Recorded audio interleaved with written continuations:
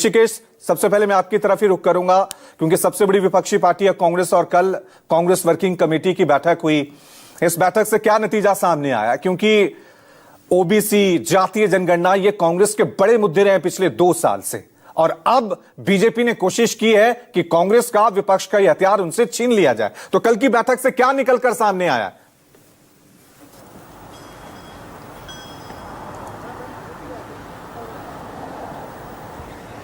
रवि, ये सवाल हमसे है? जी जी जी ऋषिकेश।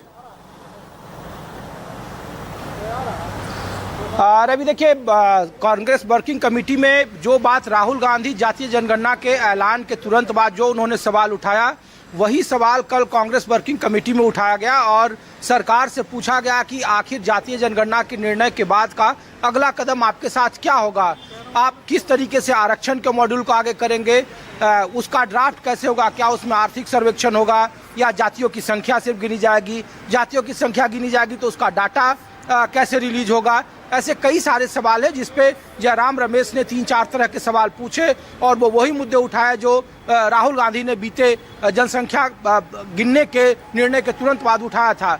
तो कांग्रेस का रुख साफ है कि वो चाहती है कि बीजेपी ने अगर उनके एजेंडे को आगे बढ़ाया, उनसे दूसरे शब्दों में उनके एजेंडे को छीनने की कोशिश की है, तो उन्हें बाइफर्केशन करना पड़ेगा। क्योंकि कांग्रेस बार बार ये कह रही है कि चाहे बिहार का कास्ट सेंसस हो या तेलंगाना का हो या कर्नाटक का हो, तेलंगाना को उन्होंने रोल मॉडल बताया और कहा कि तेलंगाना में जिस तरीके का कास्ट सेंसस हुआ है वो पूरे देश में उसका जो मॉड्यूल है उसको कॉपी किया जाए।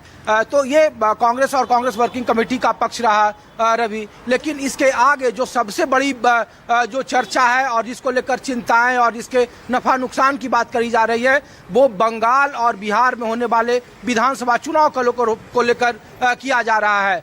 बिहार में अब तक जो देखा जा रहा है कि जो भी राष्ट्रीय मुद्दे रहे हैं उसका ज़्यादा फायदा खास करके कम से कम क्षेत्रीय पार्टियों को मिलता रहा। मंडल में देखिए, मंडल कमीशन जब लागू हुआ, बीपी सिंह की सरकार ने लागू किया, तो उसके बाद ही देश में खास करके उत्तर भारत में क्षेत्रीय दलों का उभार हुआ और क्षेत्रीय क्षत्रपों का उभार हुआ, जिसमें कई सारे नीतीश कुमार, रामविलास पासवान, मुलायम सिंह यादव, मायावती, काशीराम जैसे बड़े नेता शामिल हुए और उनका सीधा लाभ बीजेपी के कमंडल के मुकाबले मंडल के लागू करने के बावजूद इन नेताओं को हुआ, क्षेत्रीय दलों को फायदा हुआ।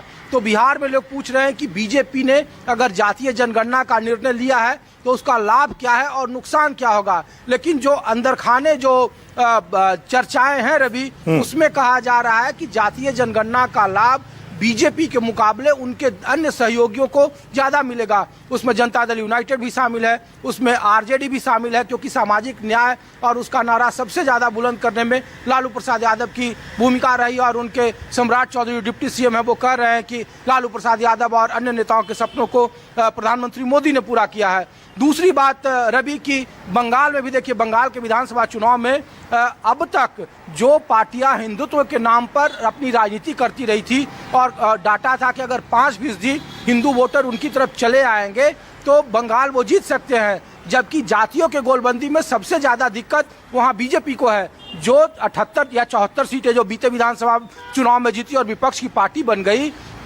अगर जातीय गोलबंदी में वो गई तो फिर हिंदुत्व का मुद्दा कमजोर होगा और हिंदुत्व का मुद्दा कमजोर होगा तो आप जानते हैं कि बंगाल में कम से कम क्षेत्रीय पार्टियों को ज़्यादा फायदा होगा, लेफ्ट उसमें बाजी मार सकती है। ममता बनर्जी बार बार कह रही है कि वो ब्राह्मण की बेटी है और वो ब्राह्मण कार्ड को खेल रही है। दूसरे तरफ मतुआ जो वहाँ के वोटर थे, और जब लोकसभा चुनाव में मैं वहाँ घूम रहा था रवि, तो ये सबसे महत्वपूर्ण फैक्टर था। बंगाल के चुनाव में, लोकसभा चुनाव में हिंदुत्व से कहीं ज़्यादा वहाँ लोकल मुद्दों पर चुनाव हुए, जातियों पर चुनाव हुए। इसलिए मतुआ, राजभर, जो खास करके इसलिए देखिए, कूच बिहार से निश्चित प्रमाणिक जैसे गृह मंत्री जो 2 बार से चुनाव जीते, वो चुनाव हार गए वहां पे सिर्फ कास्ट इक्वेशन की वजह से। तो कास्ट इक्वेशन में भारतीय जनता पार्टी को पूरे अलग अलग अब तक जो ट्रैक रिकॉर्ड है उसमें सबसे ज्यादा नुकसान उठाना पड़ा है। हिंदुत्व के मुकाबले जातीय पिच पर जब जब भारतीय जनता पार्टी ने बैटिंग की है उसे मुंह की खानी पड़ी है। 2015 का विधानसभा चुनाव इसका सबसे बड़ा उदाहरण है रवि की, जब नीतीश कुमार और लालू प्रसाद की गोलबंदी जब हुई तो इनके साथ वही नेता थे, जीतन राम मांझी बड़े नेता थे, उपेंद्र कुशवाहा, रामविलास पासवान, इनके बावजूद बीजेपी 52 सीटों पर सिमट गई और आरक्षण के मुद्दे को आगे बढ़ाया गया विपक्षी पार्टियों की तरफ से, क्षेत्रीय पार्टियों की तरफ से। राहुल गांधी या कांग्रेस वर्किंग कमेटी में भी यही बात कही जा रही है कि जातीय जनगणना से कहीं ज्यादा, और बीजेपी भी कह रही है कि उनके लिए पॉलिसी मेकिंग का सवाल है। तो कांग्रेस भी पूछ रही है कि वो पॉलिसी मेकिंग में क्या होगा, क्या आप निजी सेक्टर में आरक्षण देंगे, क्या आप जुडिशियल सेक्टर में आरक्षण की मियाद को बढ़ाएंगे, या फिर जो बार बार राहुल गांधी कहते हैं कि आप ब्यूरोक्रेसी का आंकड़ा देते हैं कि कितने इसमें ओबीसी हैं, कितने एससी हैं, वो मीडिया में इसका एग्जाम्पल देते हैं।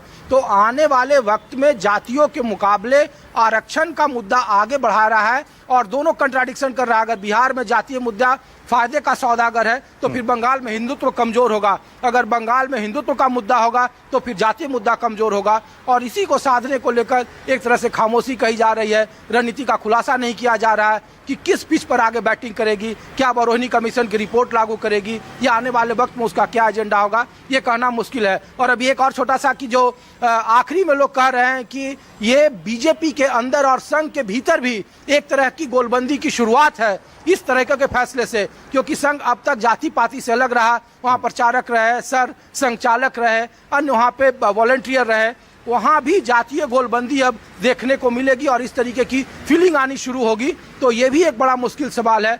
बीजेपी में कहा जा रहा है कि मोदी और देवेंद्र फडणवीस के मुकाबले, आने वाले वक्त में योगी के मुकाबले लीडरशिप को बड़ी चुनौती मिलेगी, जो 2029 में बड़े दावेदार बनकर निकल रहे हैं। 75 साल जब प्रधानमंत्री मोदी पूरे जब कर लेंगे तो उसके बाद नेतृत्व को लेकर जब सवाल उठेंगे तो इन दोनों छत्रपों के लिए काफी मुश्किल भरे हालात होंगे। तो एक ऐसे कई सारे सवाल हैं जो चुनौतियां भी पेश कर रही है और विपक्ष को एक मजबूत मौका भी दे रही है।